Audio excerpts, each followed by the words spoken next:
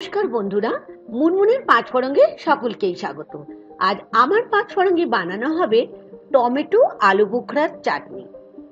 আর আজকের রেসিপি যদি আপনাদের ভালো লাগে, ছোট্ট করে একটা লাইক আর শেয়ার করে নেওয়ার অনুরোধ থাকলো। আর আমরা বানাবো টমেটো আলু বোখরার চাটনি অনুষ্ঠান বাড়ির মতো করে। আর সামনেই তো আসছে পুজো, আর পুজো মানে খিচুড়ি। খিচুড়ির সঙ্গে যদি এই আলু বোখরা টমেটোর চাটনি বানান তাহলে তো কোনো কথাই নেই। তাহলে আসুন শিখে নিই আজকের নতুন আরেকটি রেসিপি, টমেটো আলু বোখরার চাটনি। এর জন্য আমি টমেটো, আলু বোখরা আর খেজুর কতটা পরিমাণে নিয়েছি রান্না করতে করতে আপনাদের বলে দিচ্ছি। প্রথমে আমি একটা পাত্র নিলাম, সেখানে নিয়ে নিলাম 200 গ্রামের মতো আলু বোখরা, আর তার সাথে নিয়ে নিচ্ছি 100 গ্রামের মতো খেজুর। আমি এই খেজুরটা বীজ ছাড়া খেজুর নিয়েছি। আপনাদের যদি বীজ দেওয়া খেজুর নেন তাহলে বীজটাকে ছাড়িয়ে নিতে হবে। আর এখন আমি এই খেজুর আর আলু বোখরার মধ্যে গরম জল বড় কাপের 1 কাপ, যেটা 200 ml এর মতো, আমি দিয়ে দিলাম। ভালো করে এটাকে মিশিয়ে 30 মিনিটের মতো ঢাকা দিয়ে নরম করার জন্য রাখলাম। আর এখানে টমেটো নিয়েছি 1 কেজি। একটু লাল রঙের টমেটো নেওয়ার চেষ্টা করবেন, তাহলে চাটনির কালারটা কিন্তু ভীষণ সুন্দর হয়। এখন কি করছি দেখে নিন। ঠিক এরকম ভাবে টমেটোর যেটা বোটার দিক যেটা থাকে, পিছনের অংশটা বেশ এরকম করে আমি প্রত্যেকটা টমেটো কেটে নিচ্ছি। আপনারা সাইজে ছোট ছোট টমেটো কিন্তু ব্যবহার করতে পারেন, আমি মাঝারি সাইজের টমেটো ব্যবহার করেছি। এখন গ্যাস ওভেনটা জ্বালিয়ে বসিয়ে দিলাম একটা কড়াই, আর কড়াইয়ের মধ্যে অল্প পরিমাণে জল নিলাম। জলের সঙ্গে নিয়ে নিচ্ছি 1/2 চামচের মতো লবণ। এখন দেখুন আমি কি করছি, টমেটোগুলো যে দিকটা আমি কেটে রেখেছিলাম সেটা জলের দিকে রাখছি। এরকম ভাবে সব টমেটোগুলোকে আমি কড়াইয়ের জলের মধ্যে সাজিয়ে দিলাম, আর ঢাকা দিয়ে এটা 5 থেকে 10 মিনিটের মতো মিডিয়াম ফ্লেমে স্টিম করতে দিলাম। দেখেছেন টমেটোগুলো কিরকম ভাবে নরম হয়ে গেছে আমরা বুঝতে পারছি, কারণ ওপরের আমি দেখিয়ে দিচ্ছি একটু, এটা খুবই গরম, হাত দেওয়া যাচ্ছে না। ঠিক এরকম করে দেখুন, ছাল খোসাটা দেখুন এরকম ভাবে ওঠানো যাবে।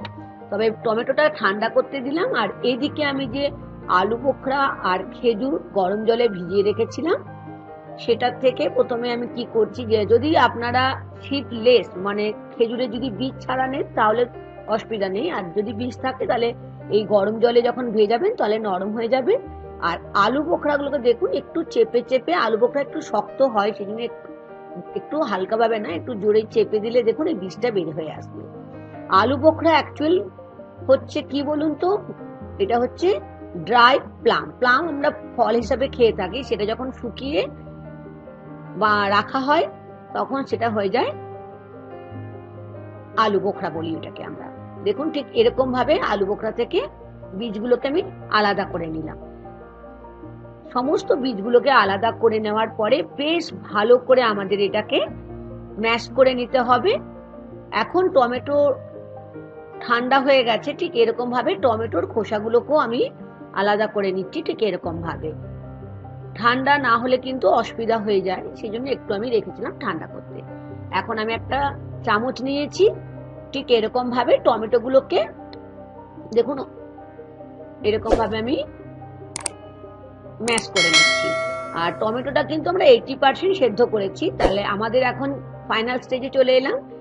গ্যাস ওভেনটা আবার বসিয়ে আমি একটা ফ্রাই প্যান বসিয়ে দিলাম, আর ফ্রাই প্যানটা বসানো খুব গরম হয়ে যাওয়ার পরে আমি এখানে দিয়ে দিচ্ছি ছোট চামচের 2 চামচ সর্ষের তেল।